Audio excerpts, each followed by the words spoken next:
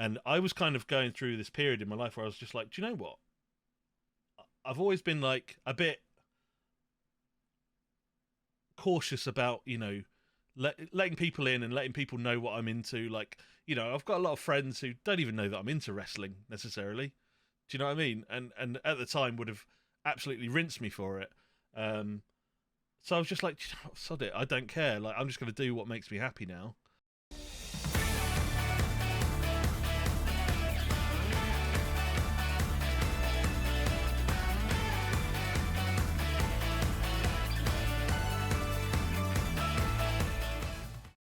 Hello, all, and welcome to the Scouting Centre, a show designed for you to get to know your favourite content creators, their content creation journey, and maybe get some advice from them as well. My name is Diz, aka Mr. Diz TV. You can find me on Twitch, Twitter, YouTube, and I have a TikTok now, so you can find me there as well. Can I ask sincerely, if you do enjoy this kind of content, if you're enjoying this interview, please make sure that you like this video, subscribe to the channel. We're on our road to 1,000 subscribers, and it would mean the world to me if you could make sure you subscribe, please. Also, leave a comment below. Let me know who you want on future episodes of the Scouting Centre. My guest today needs no introduction, but I'm going to give you one because that's what we do here. This Aldershot Town fan started streaming in June 2017 and has accumulated over 5,000 followers. So much so he became a Twitch partner in May 2018. He does regular YouTube content where he has accumulated over 3,000 subscribers. He's a key member of the recently disbanded group Restream FM, featuring on the 5-Star Potential podcast regularly. He's a regular on the Football Manager Streamer Showdown, where he is seen as the standard of the lowdown. Think of all the great guests that have been on the lowdown. This guy is seen as the standard, sharing his detailed insight as well as providing some dry witty humour in the way that only he can. He's a former playoffs winner and a Super League champion. He's a huge wrestling fan, and Bret the Hitman Hart himself once called this person a champion in life. He is the champ. Of course it is Curty. Curty, how you doing, my man? I'm good. And we should point out that I did have to pay Bret Hart to call me the champ, but I took it as face value. When Bret Hart calls you the champ, you listen, right? But yeah, no, I'm very well, Diz. Thank you for having me on. Bret Hart was only saying what we all already know. Well, I'd like to think he did his research beforehand. So, being the pro that he is, I would expect nothing less. Well, I heard that he did actually log onto Twitch, lurk in your channel, and then realise, you know what, this man is a champion in life. Well, there you go. Me and Bret, BFFs. Yeah. Now, thank you so much for coming on. I really do appreciate you. You're somebody who I've wanted on for a while, and I'm just so happy we could finally make this happen. So I really do appreciate that, buddy. No, thank you. I know, we've kind of been in discussions for a while now, so good to finally thrash it out and get down and dirty. Hey, down and dirty. The payment finally cleared. So my first question to you, Kurt, is what got you into Football Manager? Football Manager. I mean, I have been playing football management games since I was a wee lad. I'm sort of one of the older people, I would say, in this community, and have been playing Championship Manager since the very first game. Played a couple of management games before Championship Manager was even a thing, so it was just kind of, it was like it was just that was the next management game that was out. So let's have a look. My old man used to play a lot of video games, simulation type video games, flight simulators. He used to have this awesome game. I can't remember what what PC it was on. He had an Amiga at one point. He had an Atari ST at one point. But he used to have this awesome game called Boxing Manager, and that was absolutely superb. But the thing is, my dad was a right tightwad, and he would never ever let us play on his PC. So I used to just literally sit, much like Twitch viewers do, right? They sit and watch you play a game. I used to sit next to my old man and just watch him play games for hours, like Boxing Manager, Football Manager. Well, not Football Manager at the time. Championship Manager, Tracksuit Manager was a favourite, and then occasionally he'd kind of let you join in, and that was how I started playing Championship Manager. I remember being in a in a save with him on the original Championship Manager. He was Man United. He's a Man United fan. Yeah. I was Liverpool, Wow. and I won the European Cup as it was then known, like in the first season or the second season or something. And yeah, I don't know. I've been kind of hooked ever since, really. So it's been a long time thing. Did your dad let you play again after you won the European Cup with Liverpool? Very rarely. Very rarely. No, it was always it was weird. He was just always very, very protective of his stuff.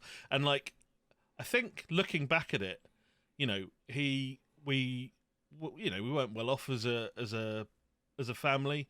He used to work hard. You know, he was like a taxi driver, did a bit of bus driving and stuff like that. He was even a milkman at one point. And my mum didn't really work. But I was one of 4 kids, so that's probably why. You know, living in a sort of council estate down south, and his PC was like his safe place. You know, it was like his time.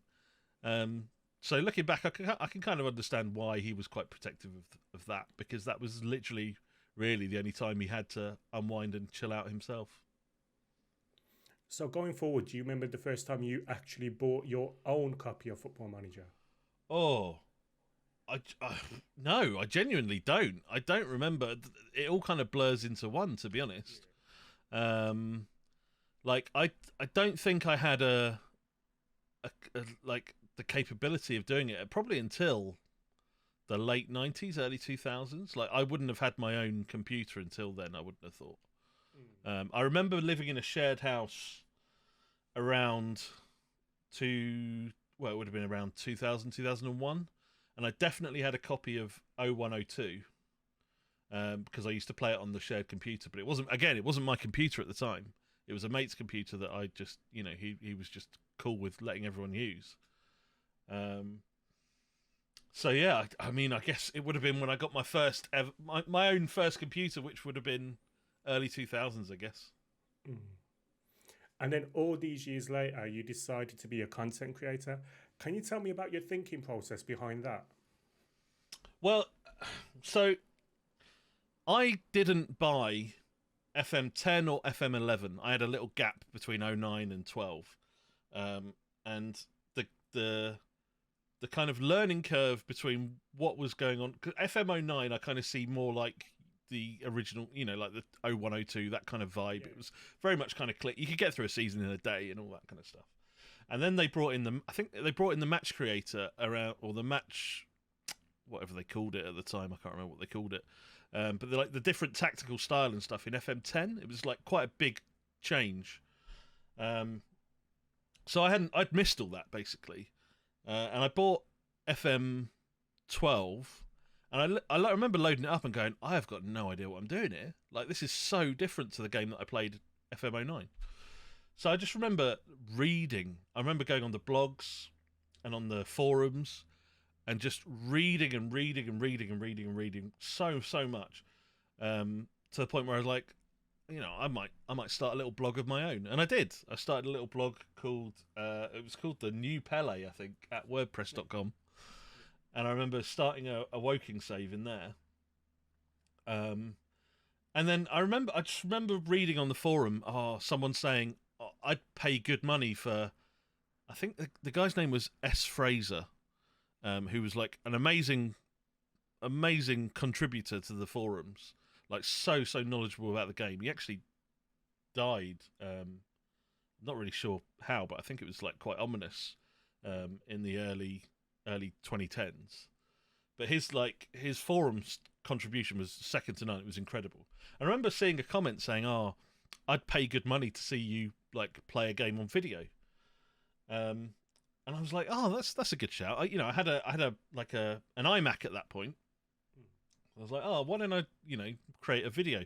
So I created this video of a Southampton save, FM 13, and in that save, it was one of my favourite saves of all time. Won back-to-back Champions Leagues with Southampton. Just so much fun. I was playing strikerless as well. So like early doors strikerless formation.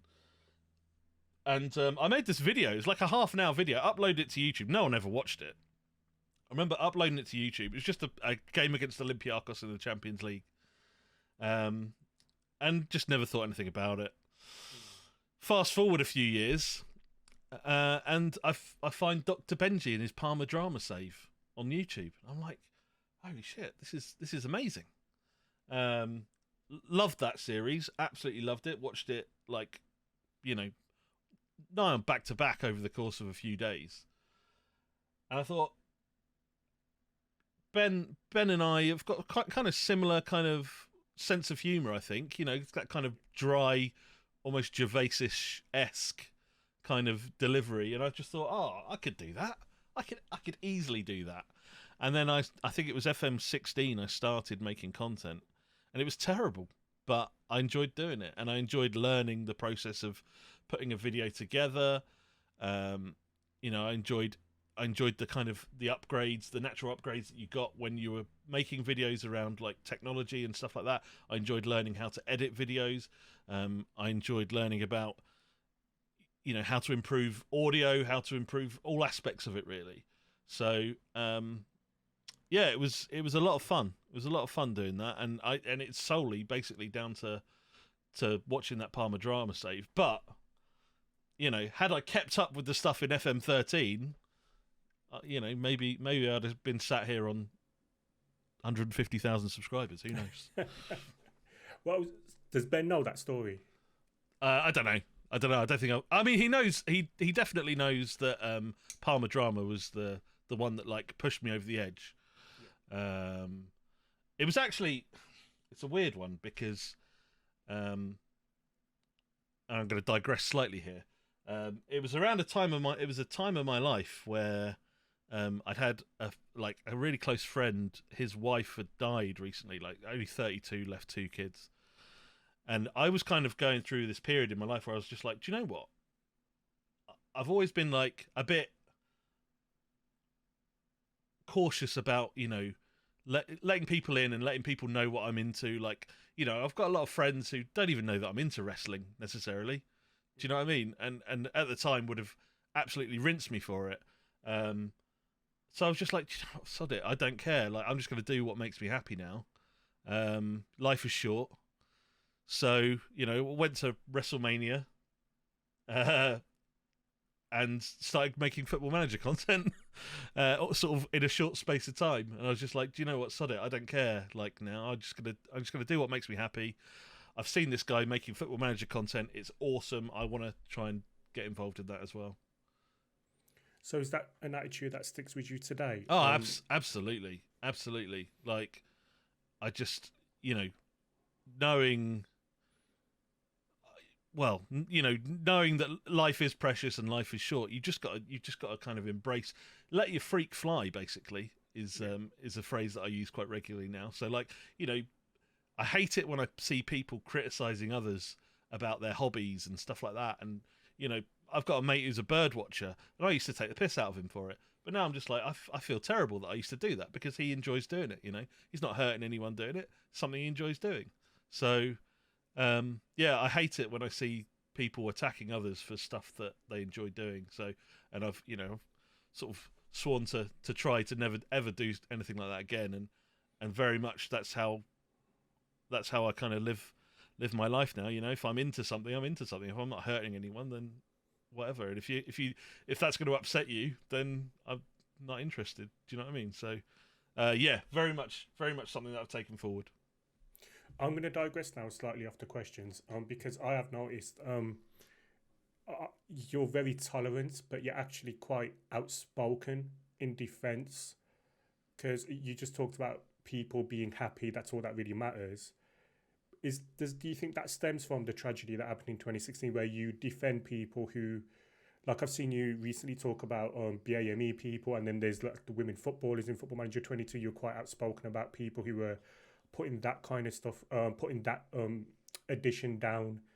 Is that because of that? Like, you just want people to be happy, and you can't stand people who kind of make a living off putting people down? I'm not sure. Like, I don't. It's a funny one, isn't it? Because like me sort of criticizing others for having a view on something is technically hypocritical of what I've just said. However,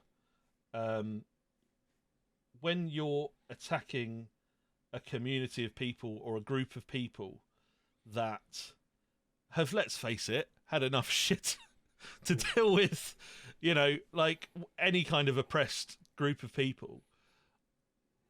I don't know, like I feel it's a bit cringy, like, because I'm a middle-aged white man, you know, sort of defend. I don't know whether it helps or not helps, but things just rile me on Twitter. And sometimes, I'll be honest, sometimes on Twitter, I'm sitting there of an evening thinking, I quite fancy a little row on Twitter. I'm going to go and search for something that I know is going to make me angry and reply to someone. So, I don't know. Like, I don't know if that's intrinsically linked to some of the stuff that went on earlier, but I don't know. I genuinely couldn't give you an answer to that. Just so you know, as somebody from the BAME community, it helps. So thank you. Just when you tweet stuff like that, it's kind of like, oh, you know what, this is brilliant. So just so you know, it does help. Let's go back to the content creation now. So how did you learn to do all the YouTube stuff, putting videos together, etc., etc.? I'll be honest. It was, so I had an iMac, so I had QuickTime Player.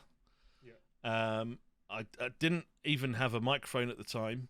I didn't have a webcam or anything. I was just using whatever the sort of the internal one was on the computer. And I did that annoying thing that you see people do where they put out one video and then they sort of tag everyone saying, oh, check out my video. Do you know what I mean? Like that.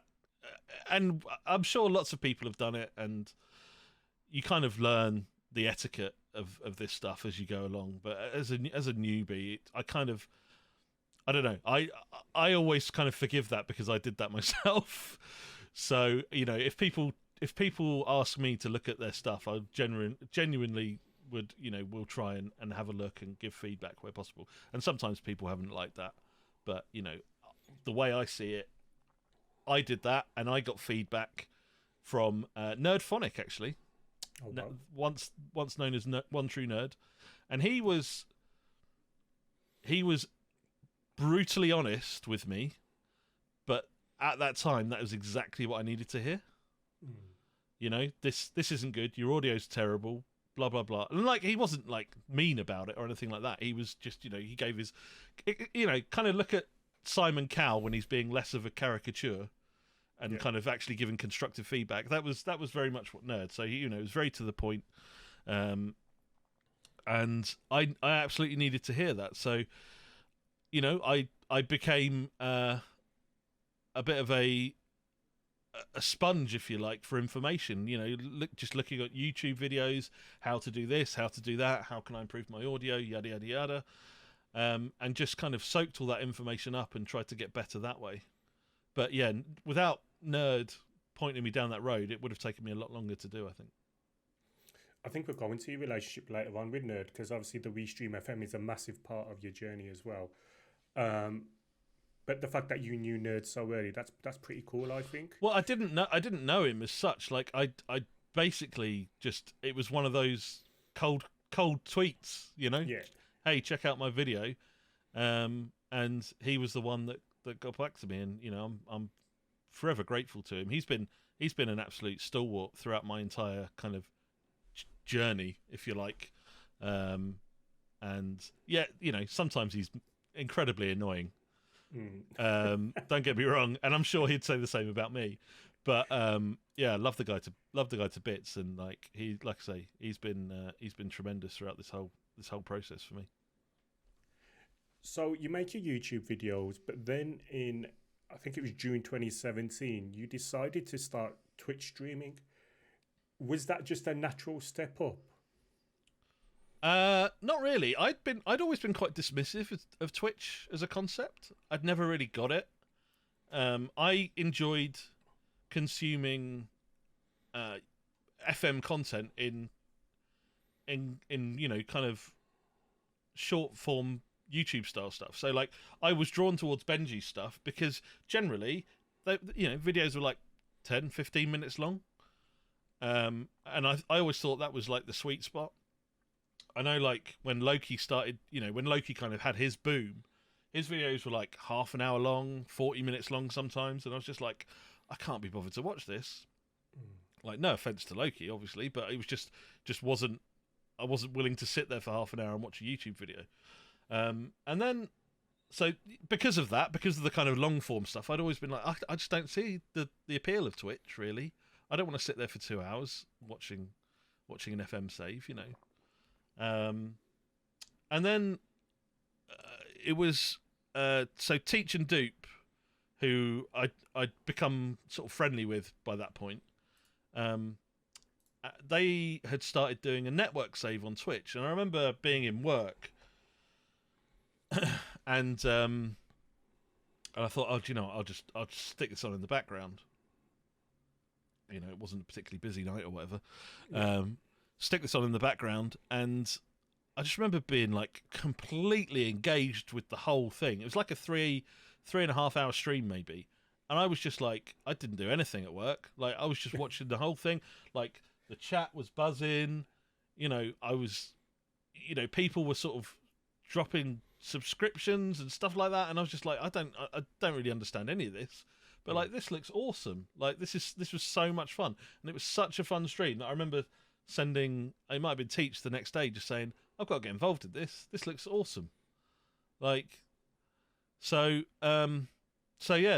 reached out to those guys. They both were like incredibly helpful, helping me get set up with OBS.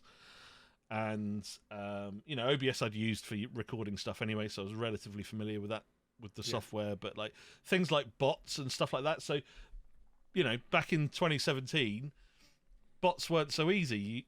Like, there was Nightbot, but that was just a nightmare. Pardon the pun. Sorry, my hair's just going absolutely mental here. Nightbot, which I didn't really get on with, and then there was a thing called Ankbot, which I think ended up being Streamlabs. But back in the day, like, it was quite difficult to kind of work out how to set everything up. So I lent on those guys massively, for help to get started, and then started streaming. And because I'd had that kind of YouTube start, if you like, I never had to go through the really tough period that so many streamers have to go through, where you're streaming to like, 2 or 3 people or whatever. I remember my first stream, I think I averaged like 20 people. Oh wow. So I was like, I was loving it, over the moon. So and I think just the instant kind of gratification that you get with streaming, the feedback from the chat, the fact that it's just essentially you're playing Football Manager with a few mates in the room, if you like, chatting to you as you go. I was instantly drawn to that. And yeah, again, massive love to Teach and Dupe for helping me set it up. What you're going to learn throughout this is that I'm probably one of the most unoriginal people in the entire community, and I massively leech off people, but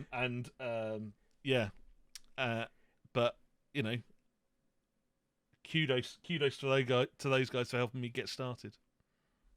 And I think this is the perfect time to talk about Restream FM.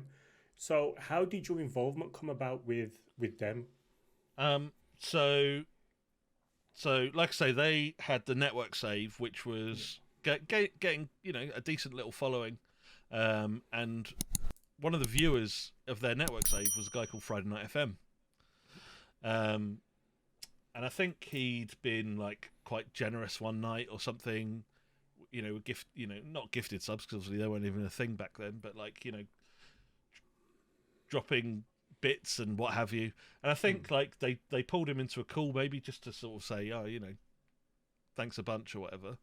And then they got talking, and then literally within a few days, I'd had a conversation with Teach, and he's like, oh yeah, we're thinking of doing this thing. And like myself, Nerd, Dave Azzopardi, Dupe and Teach, we'd all sort of known each other for a bit. We were all quite familiar with each other. I didn't know Joe at that point, but it was just like, okay, we're just a bunch of people who get on. Why not? Like, let's help each other out. And I'll be honest, WeStream FM was just amazing to start with. It was full of like creativity, great ideas, people bouncing off each other,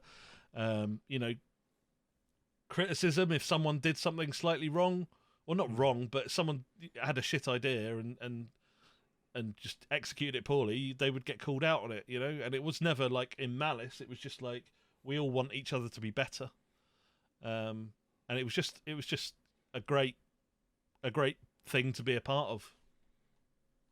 Well, it seems like WeStream FM was an umbrella for standards, and everyone had to meet that standard. Oh yeah, and that was part of the ethos. Going, like we were like, okay, if anyone else is going to come into this group, they need to be of a standard.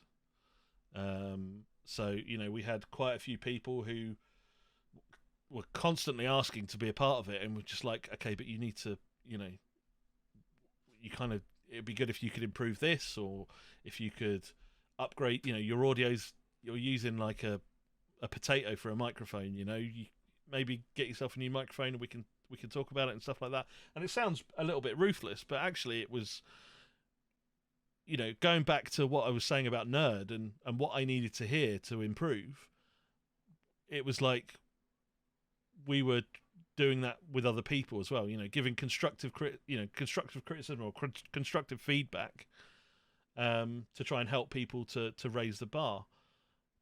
And like with anything that's successful in this community, and in any community really, once we started gaining a bit of traction and bouncing off each other, and kind of people started seeing that actually, yeah, these guys are doing it well, you started seeing other little groups pop up here and there. And but WeStream FM was very much, I think, the kind of the flag bearer for it. No, definitely. I think from there we'll go into, so after you joined WeStream FM, you've started streaming. Relatively quickly, within a year, you've become a Twitch partner. Was that something you were aiming for, and how did it feel when you got there? I didn't even know that you could become a partner when I started streaming. I didn't know what that was. It was only really kind of towards the end. Well, towards the end of I want to say towards the autumn maybe of the first year. And I remember talking to Dupe and Teach, and like Teach was getting some cracking viewership numbers on his channel. Dupe slightly less so, but everyone was sort of drawn towards Teach, and he was talking about becoming a Twitch partner. And I can't even remember the first time I even heard the term, to be honest with you.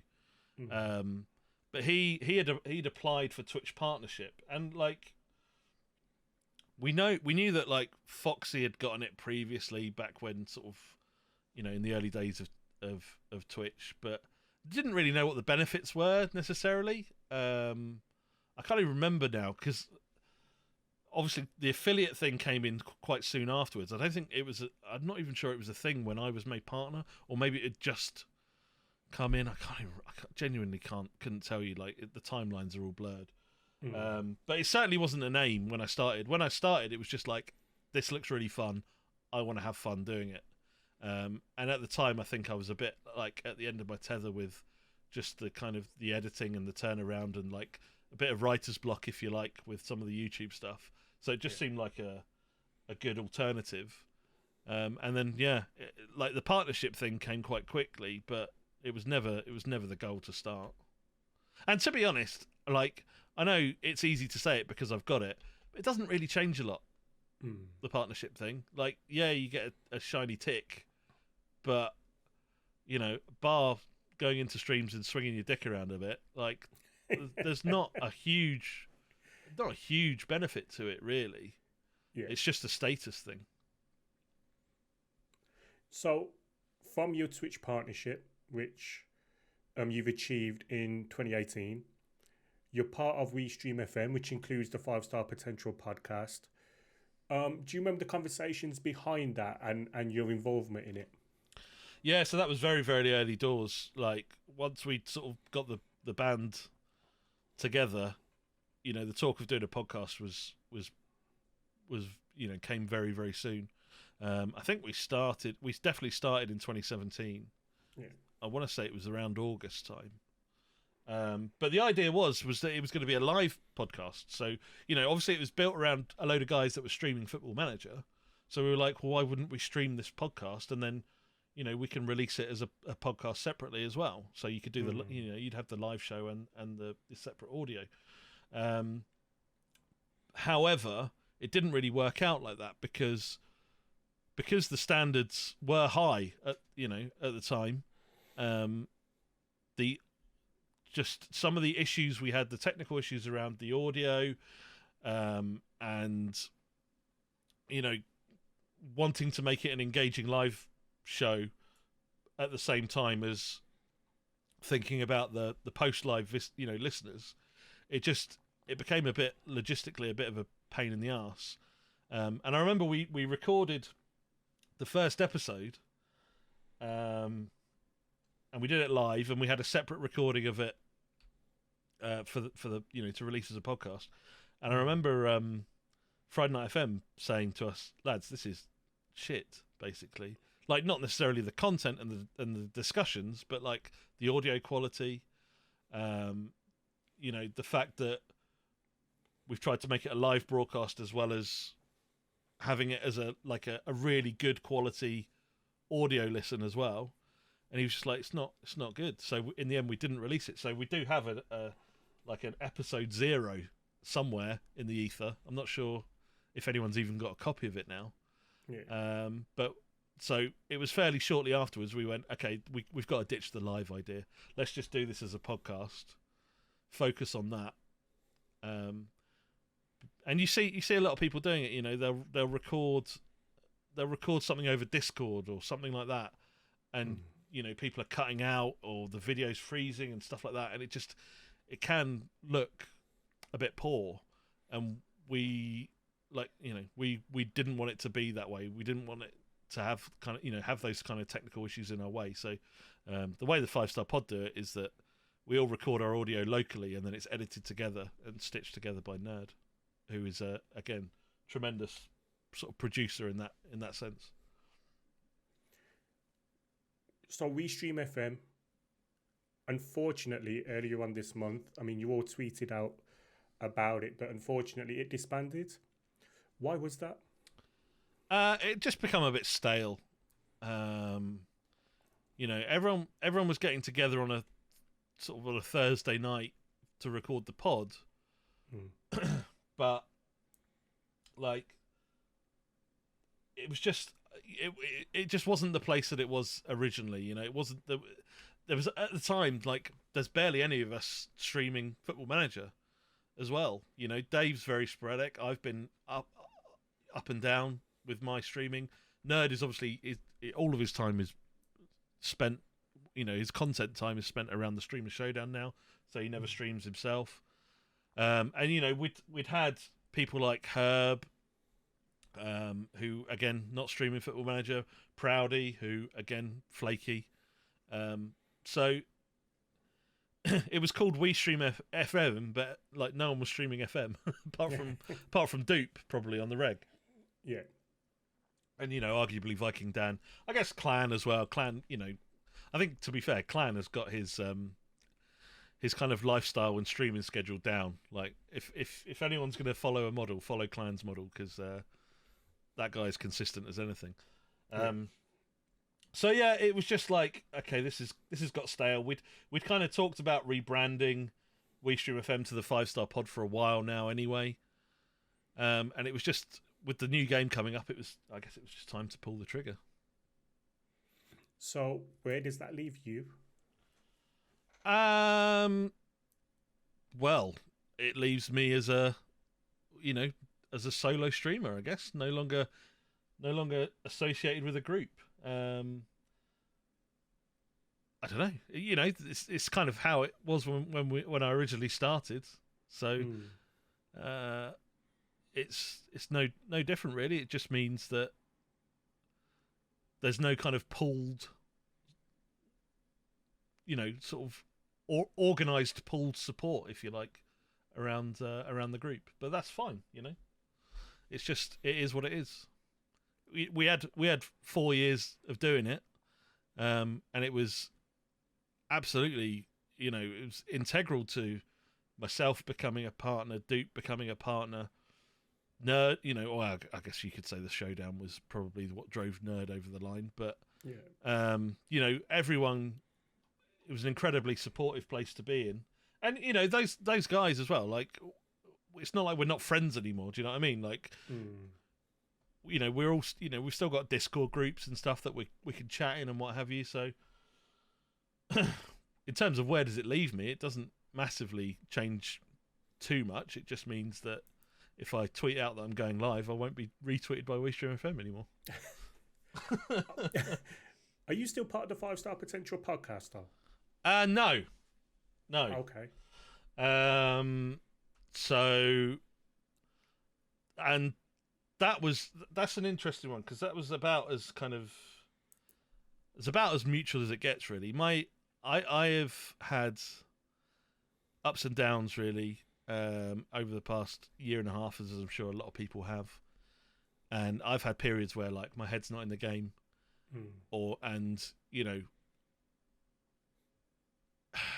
the thing is with the pod, and I'm not going to criticize anyone here or anything like that. It's just it's got to the point a little bit again, with similar to WeStream FM, where it just felt a little bit stale. So, like, we always said we record the pod on a Thursday night or whatever, and it, you know, come Tuesday we get the roll call of who's around that week, and then it's like, you know, Joe does a fantastic job of kind of writing the outline for each podcast.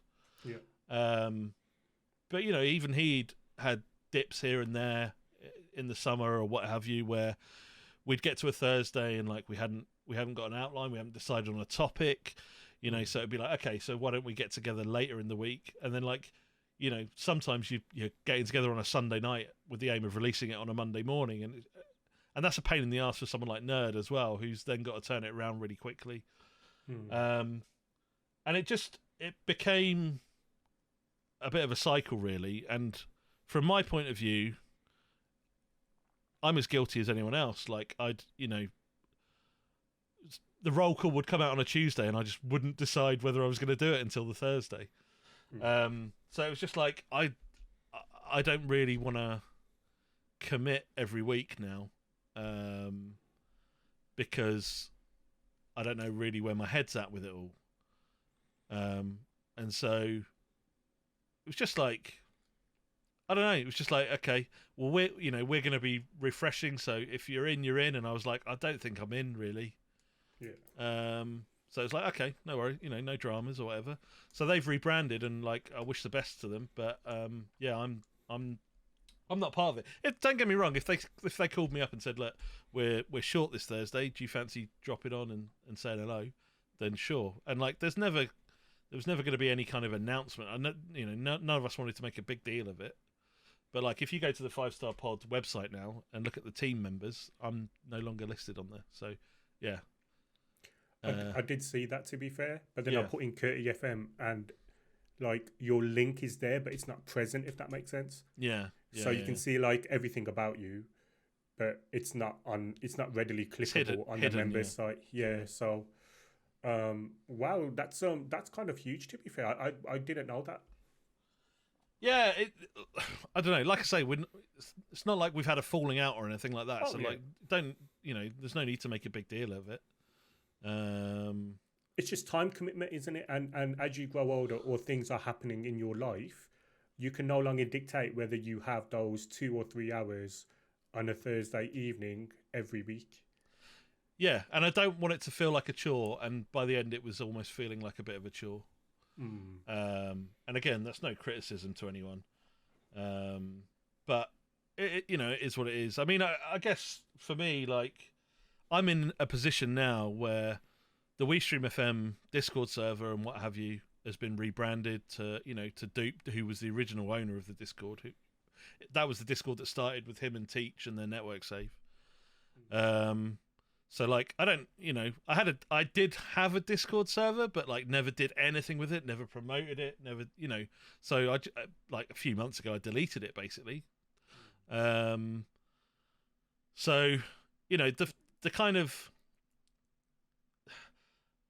again, this is going to make me sound like a dickhead, really. Obviously, for the last 4 years, I've been promoting a community and a server that I'm now not really part of anymore. I'm in a position now where it's like, do you want to sort of, have you got the energy to effectively start again? Build your own community again. And I know if I click start streaming now, I'll see a certain group of people coming in my stream, and like, God bless them, like love them to bits. But like in terms of trying to increase that reach again, I don't know, man. I don't know if I've got the energy for it. It's tough, isn't it? It is tough. And I think it also goes back to August 2020 to March 2021. You only streamed 13 hours during that 6-month period. Why was that? I think it was probably quite a dark period for me. Oh.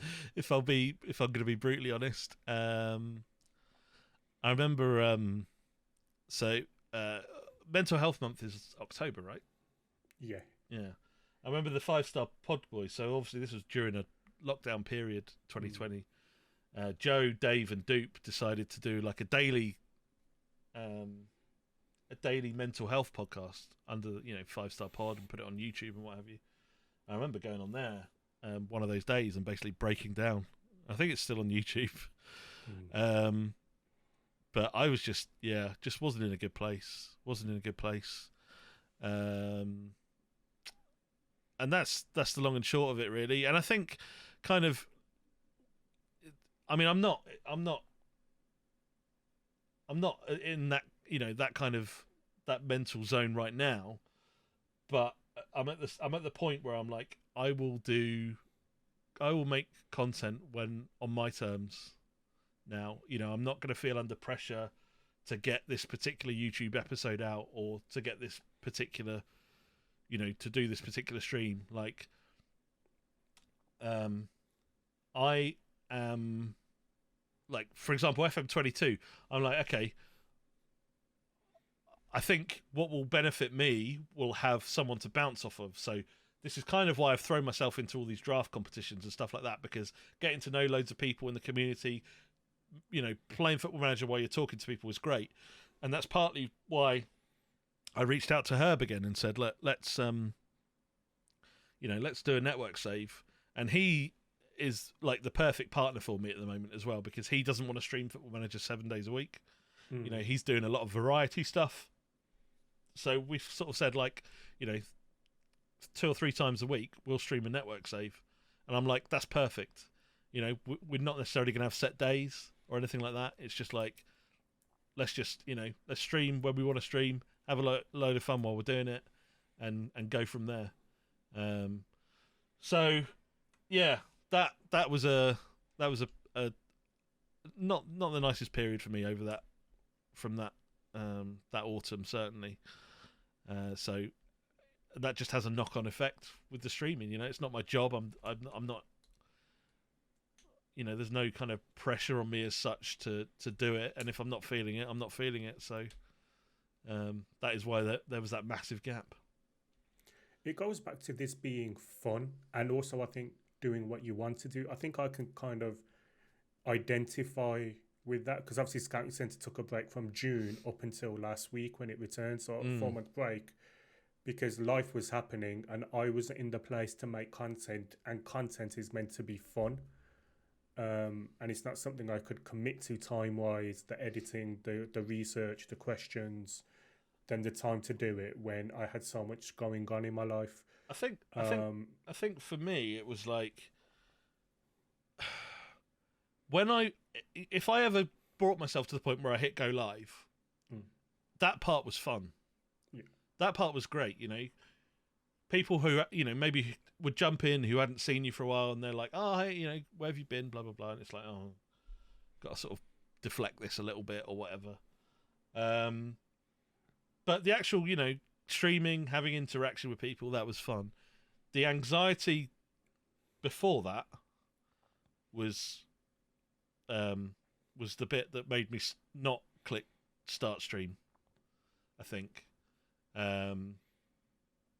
you kind of build up this little narrative in your head that you could go and stream, but who gives a shit? Like no one cares. No one's gonna show up or whatever, and it's just a bit. I don't know. You just get into a negative headspace, and you're right, and it's just like that part of it isn't the fun part. I can identify so much with you. I was going through that exact same period around April, May, June. It's kind of like it's crippling, isn't it? Yeah, like it is. You work yourself so up, and then like it came to a point where I'd sit down, I'd say, right, I'm going to stream, and then basically what I'd do is I put my mouse on the start streaming, and I'd go to like press my mouse, and if it worked, I'd be streaming. Like if I pressed it properly, I'd start streaming. If it didn't, I'd say, right, it's a sign I'm not going to stream. Yeah, I remember. And I'm not sure if I can't say this, I'm sure he'll tell me. But I basically at one point I got asked to host the lowdown. Okay. Nerd was going through some stuff, so wasn't necessarily. I think he was moving house, so he wasn't sure if he was going to be available or whatever. And I was like, yeah, that sounds awesome. Like, I definitely want to do that. And I just remember, like, my anxiety at the time was just through the roof, to the point where I woke up in the night and had a full-blown panic attack. And I'd never had one before, and had not had one since. But literally hyperventilating. It was just horrible, absolutely horrible. And I remember sending, and I'm forever grateful to both of these guys again for how they dealt with this, because this was literally, I want to say a week and a half before the lowdown.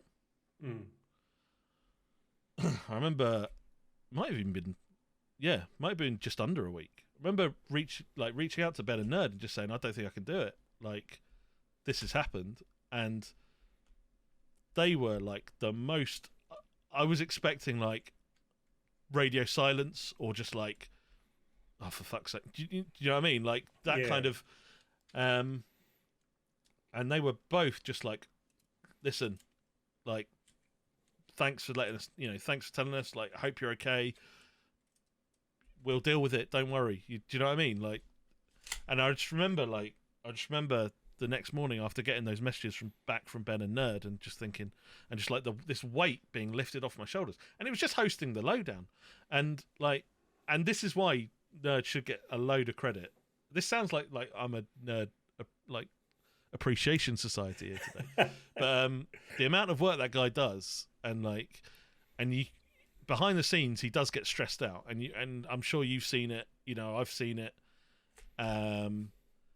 But just to see how much work he puts in, and then have to juggle all the balls of hosting the lowdown, is amazing. And I got the opportunity to do it once, and basically fell down in a crippling mess. So, but yeah, those guys incredibly supportive. I've got a story that can echo that. Okay. So the lowdown, the last one that I did, I was a guest on it. The morning of the lowdown, I tweeted about, look, I'm unable to stream. My wife's not well. I've got to prioritize that, but you'll see me on the lowdown. Ben was in my DMs. Look, mate, do you need time? Don't worry about the lowdown. If you can't do it, don't worry about it. And this is on the day of the lowdown. Wow. We'll get somebody else in if that's what you need to do. And I was like, no, I'm fine to do the lowdown. But we talk about mental health mattering, and we talk about people in the community, and we talk about allies about certain things. You got two people there, Nerd and Ben, who 100%. Nerd was in my DMs as well, to be honest with you. And you got people there who are fully they're putting aside their personal project, which they admit themselves requires the highest of standards, but they're putting aside that for the people who are involved, their health. Yeah, and I think that's quite commendable. Absolutely, and it's the kind of thing that isn't shared publicly, and the kind of the like you say, the kind of graciousness and the level of support. You know, if you and me don't talk about it, then no one knows about it, right? Because it's not like Ben and Nerd are ever going to publicise the fact that they helped you and me in DMs, because it's not the done thing. So that's interesting, because it's completely my experience as well. It's just nothing but support, and I can't speak of them highly enough, to be honest. No, and I think this is like an important part. Like, I think people need to be aware that streaming isn't easy. You know, it can take its toll. Content creation isn't easy. That can take its toll. And Ben talked last week about, you know, if a kid comes up to him, the first thing we say is don't do it. The whole structure behind it. It's fun to begin with, but then it can take its toll. Yeah, I agree. Yeah. I agree. Thank you for sharing, Curtie. I really do appreciate that, buddy. We'll move to another topic. I was going to say, it's getting a bit deep, isn't it? Yeah, I was going to say, no, it's like I said, thank you for sharing. I think we'll move on now. And now we've just got positive experiences to talk about. So what's been your streaming highlight so far? And don't say it's losing to me in the Super League. Oh, that was big. Streaming highlights so far. So there's been a few, really. Just being on the lowdown is like amazing fun, and being sort of put in front of so many eyes is incredible. Just being part of that kind of that backroom team, if you like.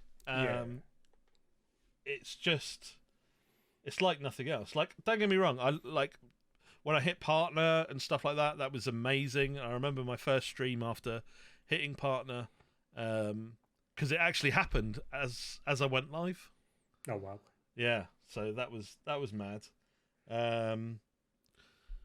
You know, I've had some fun Football Manager moments as well. The Death Smash, obviously, which is sort of quite iconic now. The whole rigmarole around. I had a Chelsea save. I sold Eden Hazard to Man United for 100 million quid. He went on to win World Player of the Year, and then 2 years later, I bought him back for 200 million. You know, that I still haven't lived down to this day. There's so many. There's so many. It's really, really hard for me to single one out. I'm just gonna say being part of the lowdown team, to be honest with you, because like the sort of the level of professionalism and the fun it is around that kind of weekend. Yes, it's tiring. Yes, it takes up a long time, but you know, as a community project, there's not much else like it. So yeah, being part of the lowdown team has probably been my highlight so far. So then let's talk about that. How was it getting the call up to be involved in the Streamer Showdown? Well, I think, your first involvement in it. I think I was involved in like the conversation on Twitter, only on the kind of peripherals of it. So I certainly wasn't one of the key. I think Ben, Foxy, and I want to say Zealand, were kind of came up with the concept maybe, but it was Foxy's tweet originally where he said, "Do we fancy some sort of big draft tournament or something?" I remember jumping on that a little bit, and then obviously it'd been taken up. Ben and Foxy and Z were discussing this or whatever in the background, and I just remember Ben sending me a message maybe just saying, "Oh, you up for it?" And I was like, "Yes, definitely." And that was the birth of the Streamer Show. It wasn't much more than that, to be honest with you. Like the lowdown part of it didn't come in till season 2. It was literally just a group of guys streaming a draft competition, and little did I know that at the time grand plans were afoot to make it the monster that it is now. But it was just like a group of people, and I don't know whether I was invited because I was involved in that conversation originally, or what the sort of parameters were, if you like. But that was the birth of the showdown. Essentially, it came from a conversation on Twitter. But now with the lowdown, a lot of people see you as the standard, and they do. And I know you might be a little bit humble about it, but a lot of people do see you as the standard. How does that feel for you? I don't know how I've flagged that. To be honest with you, I genuinely don't know. I'll be honest. So we had season 1 and season 2 of the showdown, and season 1 I stank the place out. Season 2 I was slightly better, but still got knocked out in the quarterfinals. And I was just like, this is so stressful. It's like being in a cauldron. So given the opportunity to go on the lowdown, I was just like, yeah, I still want to be involved. Don't get me wrong, but I could do without the stress, and also making myself look like a clown. So I was on the lowdown, and I don't know. It was just so much fun. Like, I've always fancied myself as a bit of a pundit, someone that can talk a lot of nonsense without actually following through with it, and it just seemed to sit quite well. So, like you saying. I mean, I don't know who says I'm the standard. I don't know whether that's just you. You're just being nice. But, yeah, just me. But I since going on the lowdown, I've had this conversation with Ben a few times. He's like, well, what do you want to do? And I'm like, listen, I prefer the lowdown. I much prefer the lowdown. So. Yeah, I don't know. Since then, I've become a bit of a stalwart of it, mainly due to my insistence that that's the bit that I want to be on more. But then I think the reason why you're so good is because you give such good insight. But then I feel like you have the balance of your wit and humour and kind of picking on people in a way that is kind of subtle. Is that instinctive? And when I say picking on people, sorry, I mean the people who are performing badly or you expect to perform badly. We had the whole Clates debacle, didn't we? Last year. Is that instinctive or something you had to learn? Well, listen, when you're watching Sky or Match of the Day or whatever, who do you sort of listen to more? Do you listen more to someone that's going to call something out? Or do you go with someone more like Roy Keane, because you're waiting for him to say something slightly more controversial. I'm very much, I'll go down a YouTube wormhole every now and again, and quite often it will go down to, just around football coverage. And I love listening to stuff where people have been controversial about their opinions and then maybe have been proved wrong. Look at Alan Hansen, for example. That's legendary. You never win anything with kids. And then he was proved wrong and he's looked like a bit of a clown. And I don't mind playing that role, really. So, in the FM20 cycle of the showdown, I was quite vocal about, Lelujo, he's won once. He can't win again. Okay, Lelujo, he's won twice. He can't win again. I remember Lelujo's chat giving me so much stick. And Lelujo even, in his winner's speech, he just came in and was basically like, say sorry. And I love it. I absolutely love it. And I think now I'm probably a little bit less, what's the word? Less competitive, because I, certainly with my single FM21 Streamer Showdown appearance, I know what it's like to be in that position where you want the whole world, the ground, to just open up and swallow you whole. And in that showdown, and you might disagree. I can't remember. Were you on the panel for that one? Yeah, I think I was. Yeah. There were games in that showdown where I definitely didn't deserve to lose. And I've come out of it with 4 points. And as a pundit, it's so easy to go, this guy lost, so he's rubbish. This guy won, so he's brilliant. It's not black and white, there's so much grey area. And so I think now I'm possibly a little bit more considered. And I'd like to try and give a bit more context to why I might be picking on someone or why I might be defending someone. Like Omega Luke, for example, had a nightmare recently, and I was quite defensive of him because I've been there, and it's a horrible place to be. And like, when your shoulders your shoulders go, your head drops. It's like there's literally nothing you can do to get out of this scenario. You can mix it up as much as you like. You can't do anything, and you're just stuck in that position. It's a horrible place to be. But can I just peel back the fourth wall slightly here? Yeah, of course. So before we record this, Diz does send like an outline of some of the questions that he's going to ask, right? And I read some of these to my missus last night, and one of them is you combine your wit and humour with insight very well. I read that to my missus, and she was like, "What? you have wit and humour and insight?" She's like, "You never do any of that with me." So there you go. So these questions cause the domestic hard now. It's all right. She's in the. I've locked her in the shed for now. She's fine. I'm joking. I don't condone domestic abuse. I'm joking. So I was going to say though, like from that though, obviously you didn't perform very well, but context is key. And I remember Foxy talking about that quite a lot because I think the panel gave him a lot of stick when he was playing strikerless against Lujo. I think it was his last one, or definitely his penultimate one. And we gave him stick for going strikerless, but he showed the highlights on his stream the Monday after. And like he was so unlucky to get knocked out. Like, Messi had so many chances, and so it's putting that context in there as well, isn't it now? Absolutely. I mean, you look at our recent Super League game, Diz. Oh no. It was a deserved victory. I beat you twice, 4-3. You did beat me twice, and I'm pretty sure I battered you both times.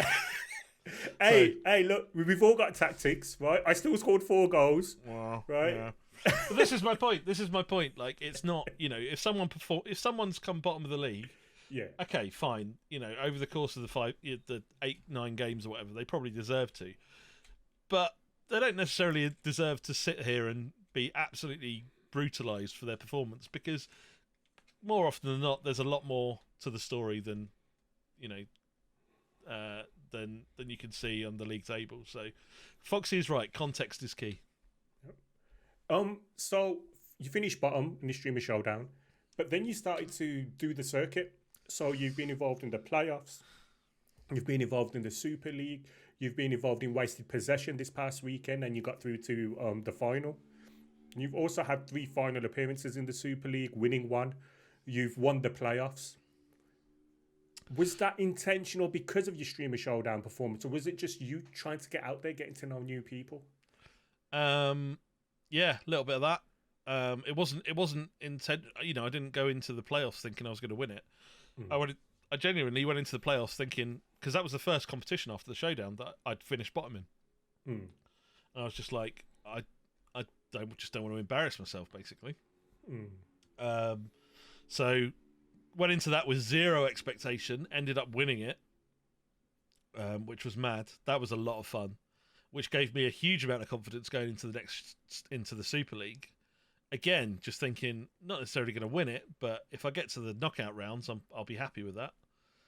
And then obviously won that as well. To which point it was like, oh, maybe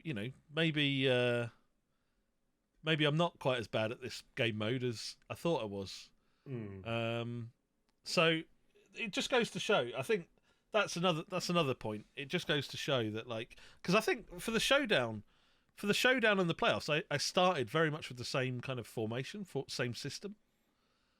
And I think I got better at managing it in game. I'm not sure, but if the luck's on your side in these competitions, you can do anything, as you well know. I was waiting for that. But yeah, I don't know. It wasn't. I just fancied getting a bit more draft practice, because if I did get a showdown call again, I just didn't want to embarrass myself, basically. But to win those competitions was way beyond any level of expectation I had going into them. Do you think it gives you a bit of indication, and now you've got something to back up what you'd say on a lowdown, for instance? Because I personally feel like I can now say what I want and then say, yeah, but I've won something. Oh, mate, like, oh, after the last showdown, I was like, I can't be on the lowdown ever again. I can't. Like, how can I genuinely? How can I sit there and justify anything I'm saying? And like, I know I like to play the clown a little bit and palm it off, and kind of, the whole Mystic Curty thing, like, is nonsense. Let's face it. But as in a showdown weekend, I love it. Because it winds people up as well. So I like to play the clown, but I was genuinely like, after the showdown, I was just like, well, that's me done now. Like, what credibility have I got left? So you're right. It absolutely does now give me a platform where I can say, well, actually, you're talking to a multiple-time draft Champion. Competition winner. So put some respect on my name. I love that because I'm exactly what. As soon as I won in the match between me and you, which was totally deserved, the first thing I says was, "I've got respect on my name," because I can literally feel. If I say to you, train your goalkeepers in finishing, why? Because I won the Super League. Just do it. Just do what I say, man. Just do what I say. You're dealing with I'm a champion. Yeah, I can retire now. So, Curtie, but with that, so obviously doing the circuit, you've got more involved in the community and you've got to know more people. Is that a very welcoming side effect of doing what you've done? Because you've been in one pretty much every month, I think, and maybe 2 or 3. I love it. I absolutely love it. Like, there's a lot of people now who I talk to regularly that I didn't talk to before.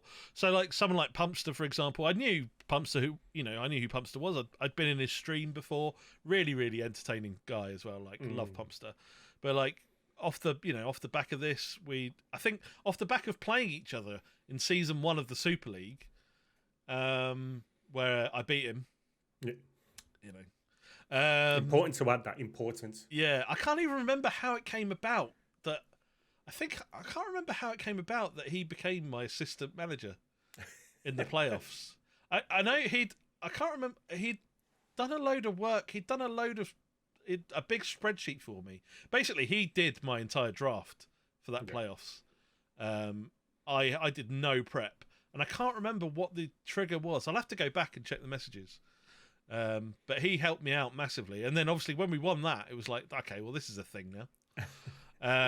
But people like Miju, who's like a really, really nice guy, really, really like nice, humble guy who I speak to quite regularly now. I've just recently doing the wasted possession stuff, got to know Ali, who is just a top guy. Like we jumped in a call and I did a chat with him recently. And we just hit it off straight away. Like, just really, really good guy. But there's, so many people now that I talk to that I hadn't done previously. Stinger, another one. Oh, what a lovely guy Stinger is. Like, we're about the same age. We've got a lot of the similar interests.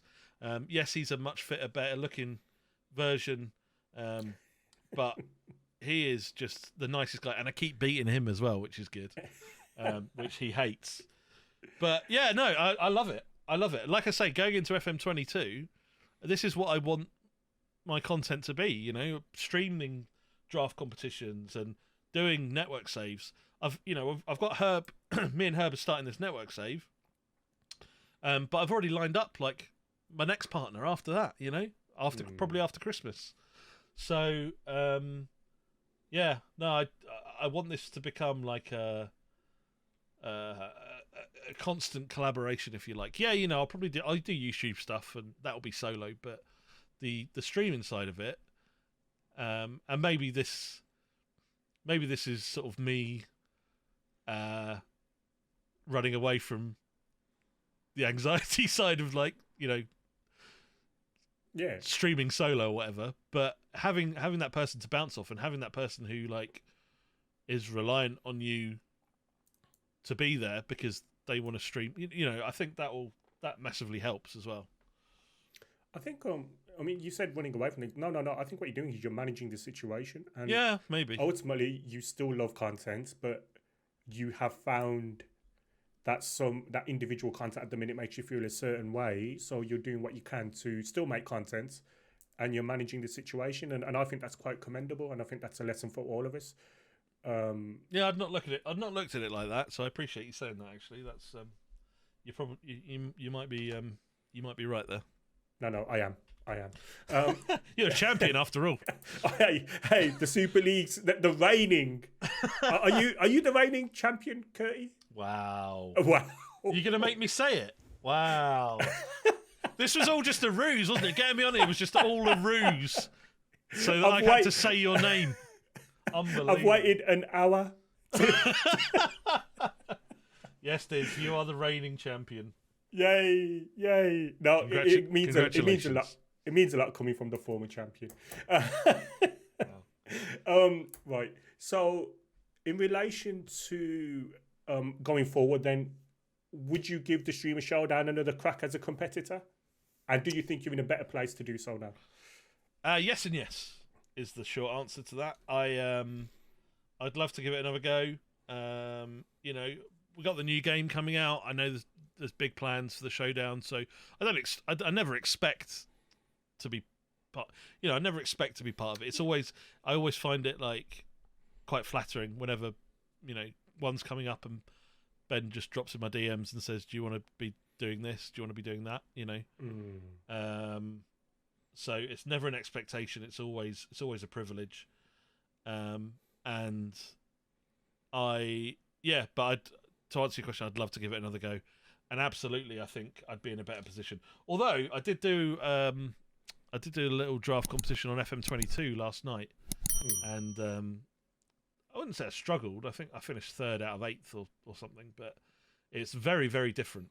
So there's going to be a lot of rethinking going into the first draft competition of FM22. Yep, you and Pumpster better get your head together. You're right. We actually played each other last night, believe it or not. Oh, who won?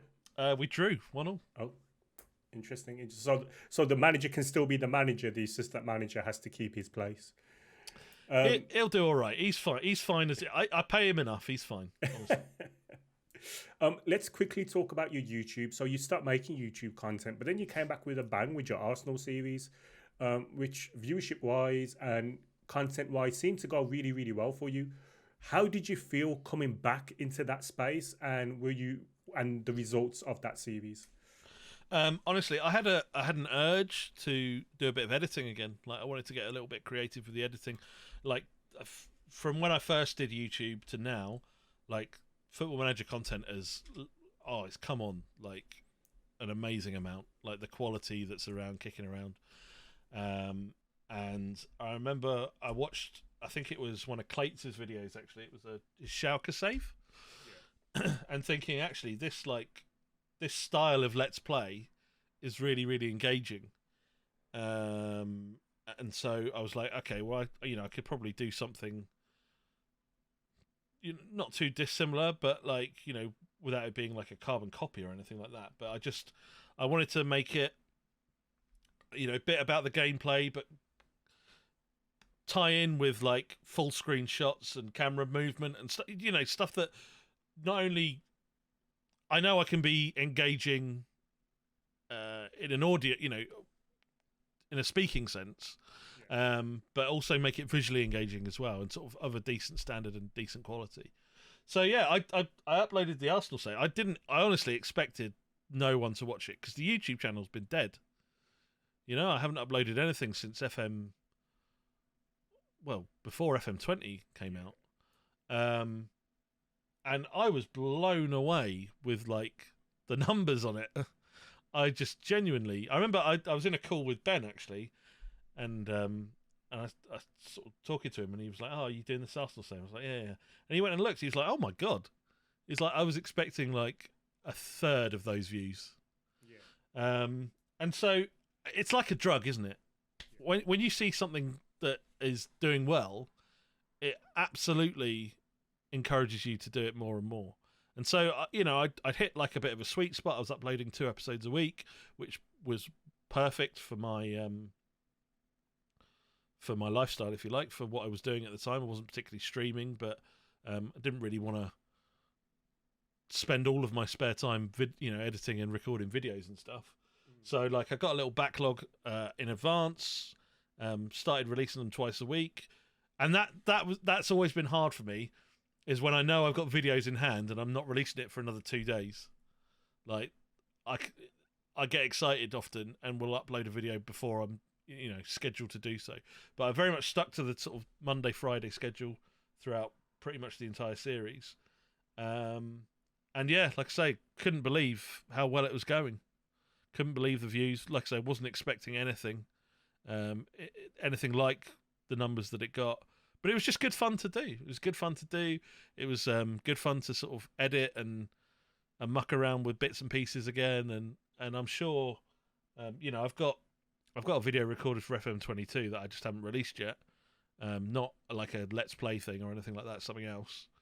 And it's just a case of finishing that off and getting it uploaded. But yeah, there'll be some YouTube content around FM22. Probably not Let's Play. Maybe in the new year we'll do a Let's Play, but I kind of had ideas for more kind of one-offy type videos in the meantime. That was going to be my next question. So are you still going to make that kind of content, but you're going to make one-offy type videos going forward? Yeah, certainly before Christmas. I think there won't be a Let's Play on the channel before Christmas. I made a couple of videos before FM20 came out that were kind of like what culture-y type listy videos, which actually went down really well. So I've got a few of those in the bag that I want to make that I've scripted out already. And then it's just a case of like actually sitting down and making them. So like for a while I was thinking about even hiring an editor because I was enjoying it so much. But now that I know I'm not going to do a Let's Play or anything like that before New Year, I think I can probably manage the workload myself. Yeah, no, that's fair enough. You've mentioned what culture, so I think I need to go into wrestling briefly. How much of an impact on your streaming, on your content, on yourself has wrestling had? Yeah, quite a lot. And again, I don't really know where it came from. I think basically I went to WrestleMania and bought a belt, and then people started calling me the champ. So I jumped on that and started calling myself the champ. I think when I not when I started, but at some point relatively early on streaming, I used to start my stream. I used to start it with like a John Cena entrance. So, yeah. Again, I'm not sure where it crept in. Like my follow alert is like the what culture ding ding ding. Like the bell. Yeah. So I don't know. I think the when you realise there is a huge crossover of Football Manager fans who are also wrestling fans. Yeah. Like it, and me being one of those. I'm a big wrestling fan. I've been to 2 WrestleManias now. I've been watching it since '92. It's just been a huge part of my life growing up, and again in spits and spats really. But I'd probably say the last 8 years, it's natural that it kind of creeps in, I guess. And then when you realise, like I say, when you realise other people like it too, you allow it to creep in even more. It's mad, isn't it? Because like for a long period of time, I thought I was the only one. Like everyone else outgrew it, so to speak. Yeah, all my close circle outgrew it, and now I've come into the Football Manager world, and not only does it satisfy my Football Manager need, but it also satisfies my wrestling need as well. I'm the same. So I used to hang out with a mate of mine, and he had like all the early WrestleManias on video. Yeah. So my first WrestleMania that I ever saw properly was 9. Yeah. WrestleMania 9, but he had like WrestleMania 4, so like the big tournament in Las Vegas where Savage won the title and stuff. So we used to sit and watch the rest of videos,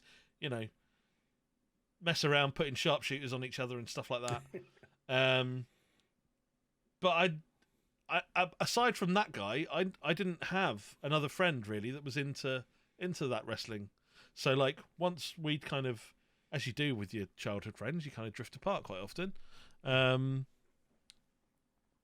Although we are still good friends, he just lives miles away now. But you stop seeing that person as often, and then you've got no one to sort of have that outlet with. And you're right, like finding out that actually there's a crap load of wrestling fans in the FM community. It allows you to have someone to bounce that off of. And yeah, again, like I say, once you learn that people are into this stuff, it's like, okay, I'll allow this to become part of my character, if you like. Have you considered making wrestling content? Oh, mate, all the time. So, like, I recently signed up to this Twitch Sports thing. Yeah. And it's like a 6-month contract. Where obviously, like, there's no pressure on you to create content. It's just if you don't do it, you don't get paid, basically, right? But I want that to all be around wrestling. I don't want it to be around football. Like, so again, this is me being just getting to that kind of point and then not pulling the trigger, if you like, for whatever reason. My missus thinks it's self-sabotage, but I don't know. But yeah, I absolutely want to make wrestling content. Like, you know, I've streamed WWE 2K19. The 21 was terrible, so I didn't do any of that. You know, I've streamed watch-alongs of wrestling shows, WrestleManias and stuff like that. And like the numbers for those are always blow my mind whenever I do it. So I'm like, yeah, I do want to do wrestling content. I've just got to actually put the rocket up my backside and light the fuse, basically. It's something I look forward to be fair, because I feel like I've been in your watch-alongs and I always find them really entertaining. So, yeah. Again, like, you know, it's like streaming, isn't it? Essentially, when I watch wrestling, I love watching wrestling, but I'd love to watch it with a group of pals. Yeah. You know, so that you're creating that environment, and yeah, like I say, I streamed I can't remember. It wasn't the last. Was it the last WrestleMania? Yeah, the last WrestleMania. Yeah, it was WrestleMania. Yeah. We streamed both nights, and like for both nights, I averaged over 100 viewers because people were interested and were there watching it. So just like, screw it, let's watch it. You know, with pals and get other people's reactions as well. All Out would have been amazing to do a watch along with, wouldn't it? Yeah, well, especially the last 5 minutes. Again, this was the thing. So I was teeing up doing a watch along of All Out. I was teeing up doing a watch along of the Rampage show that CM Punk debuted on. Before I realised that Rampage was actually going to be at like 4:00 in the morning. But yeah, All Out would have been one. Maybe we'll do Full Gear. Do Full Gear. What's the best thing about being a content creator so far? I think we've just been talking about it, really. Like meeting people with a common interest and becoming part of a community where, you know, you can bounce ideas off people. You can just talk nonsense. You know, put the world to right. You know, genuinely, like, I consider people like certainly Teach and Dupe, and like, you know, Nerd as well. I consider them like really, really good friends. Like a couple of weekends ago, I drove up to St Albans and Nerd drove down, and like we met and just had a roast together and watched the game. You know, like Teach and Dupe, we've been to TwitchCons together. We went to America, went to California and to a TwitchCon together. You know, these are people that I've got genuine bonds with and that I consider proper friends. You know, like Dupe, I speak to Dupe on the phone like 2 or 3 times a week. And I wouldn't have had that if I hadn't started creating content. So the content side of things is awesome, but the community side of things is better, to be honest with you. You talked about bouncing ideas. Who do you bounce ideas off now? If I have an idea for something, like I would still go to those guys. I would still go to Nerd. I would still go to Dupe and say, I'm thinking of doing this. What do you think? And you know, quite often Dupe will say, "Oh, you're a wrestling," but you know, it's like, but he means it in good spirits. Like he's not even into wrestling, and he stayed up one night on a Discord call with me watching the Royal Rumble, and I was the one that fell asleep. you know. So yeah, no, there's a whole group of people, and like from the Streamer Showdown, I think it's quite common knowledge now that like after every Streamer Showdown, we'll have a big call where everyone jumps in and we're bouncing ideas for future showdowns off each other and what have you. And I would say I would happily reach out to any one of those, probably 90% of those guys that are in those calls. If I had an idea around something that I thought they would give me, good insight in, or maybe tell me it was a bad idea or whatever. I don't know. I think like the majority of this community is incredibly supportive. And if I respect someone as a creator, I would have no issue with going to them with an idea and saying, "What do you think of this?" So that's great to hear. To be fair, like I always find the content is the content, but it's the personal relationships. I think that's what makes it, and that's what can kind of fill gaps in you, if that makes sense. Yeah, definitely. I mean, and ultimately, like I think you when you started, for example, did you start with the idea of creating content, or did you just create like a Twitter account that was tied to Football Manager, and then it became a content thing? I knew I wanted to start content because I watched Castro during lockdown. I had no friends to play FIFA with. Football Manager is a game that I love and that I'm good at, or I thought I was good at it. Then I realized I was absolutely rubbish. So I went, when I started content, my aim was to start Twitch with Football Manager. See, for me, I started my Twitter account. I think it was 2011 or 2012. And it was, it's Curti FM, and it's always been Curti FM. Actually, no, that's a lie.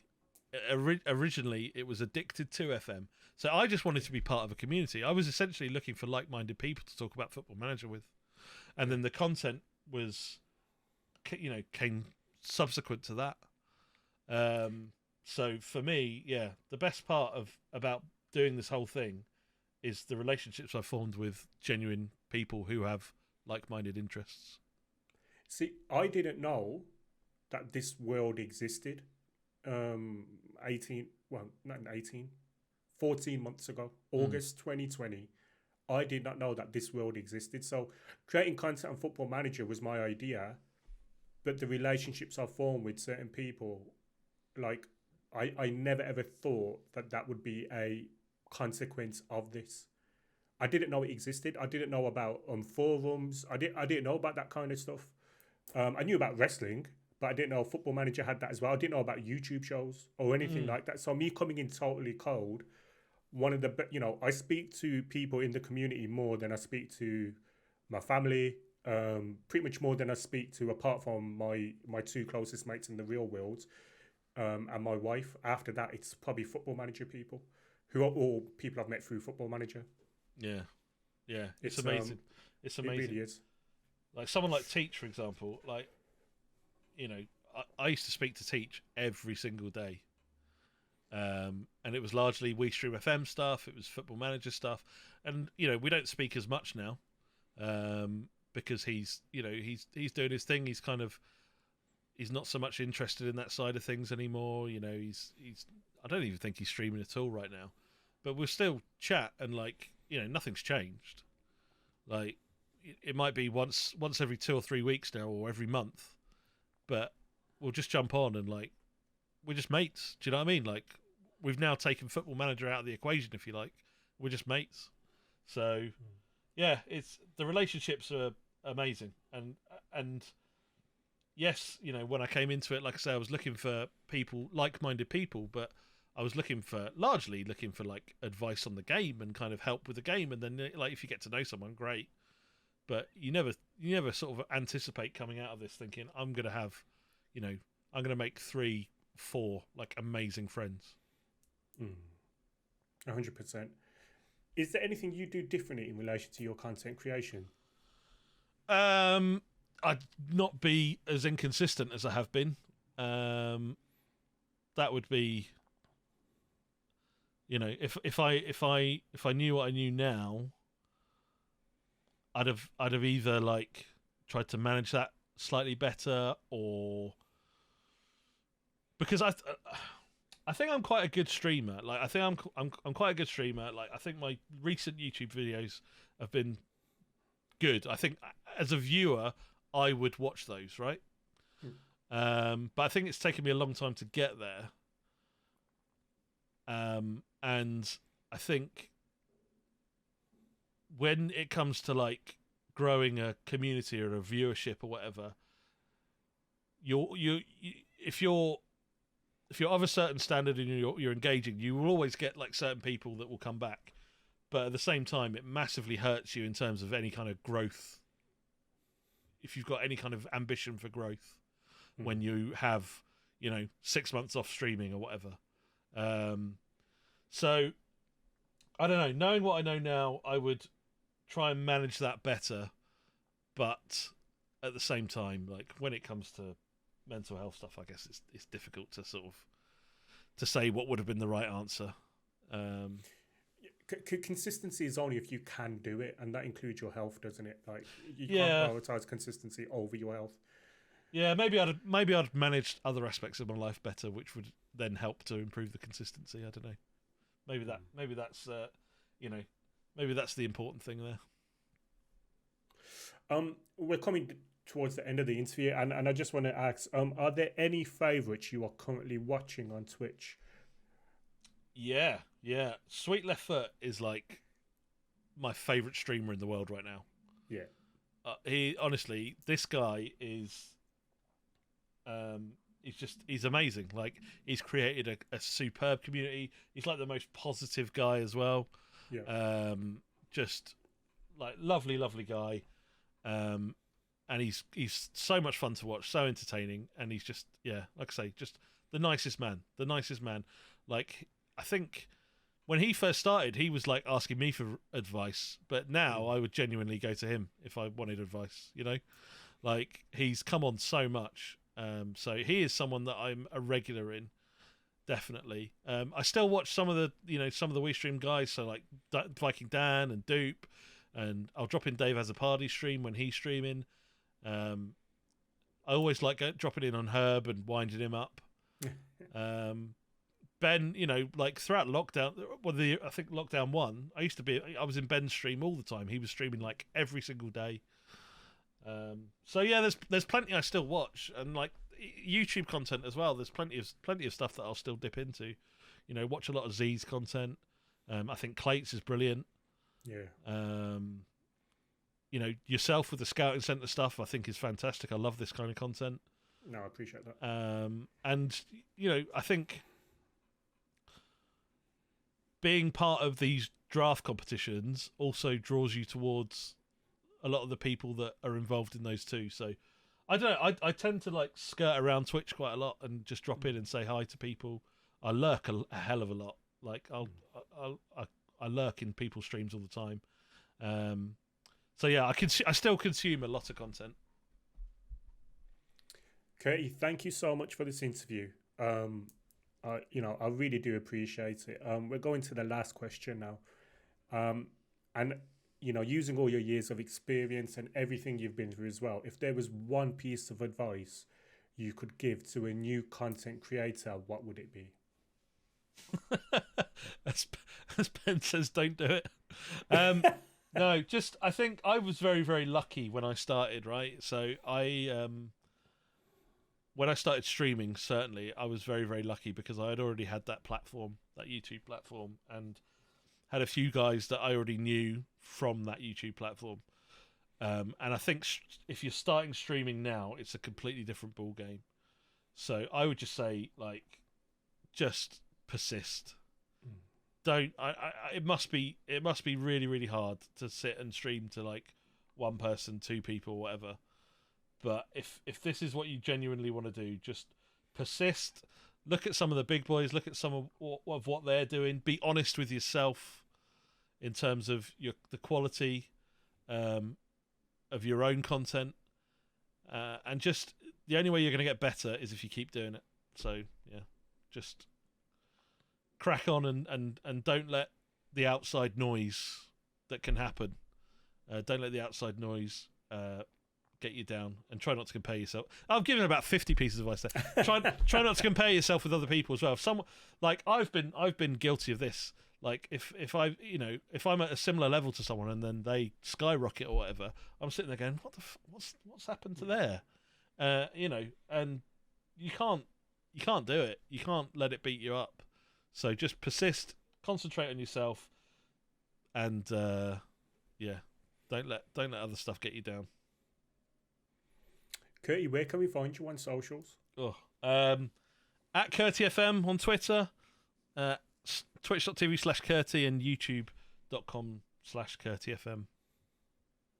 Awesome. Curtie, thank you for doing this. You have fast become one of my favorite people in this community. And I genuinely mean that. So to have you on, for me, is like a real coup. So thank you so much. I appreciate you being so open and honest, being so flexible. I mean, we started filming this 10:30 on a Sunday morning. Most people would want to lie in, but to make this happen, fair play, Curtie. You were flexible and you made this happen. So thank you so much. Oh, thank you for having me on. And I loved talking to you recently. And if I'm going to lose a Super League final, there's no one I'd rather lose it to less or more. I can't remember. But I appreciate you having me on, man. And I've put this off a little bit because I knew that we might get deep down and dirty in some of the mental health stuff. So I'm glad that we skirted over that quite well today, I think. No, thank you. And it was important to me that when we got there, but that wasn't the last thing we spoke about. It's fine where it was. And we've moved on. We've gone back to your content as well. I appreciate it, Diz. Thank you very much, man. Thank you very much. So that's it, viewers. I hope you enjoyed this episode. Once again, I need you to like this video. I need you to subscribe to the channel. And I need you to comment and let me know who you want on future episodes of the Scouting Centre. Curtie, say bye. Bye. All right. I hope you enjoyed it. I'll see you on the next one. Take care. Bye-bye.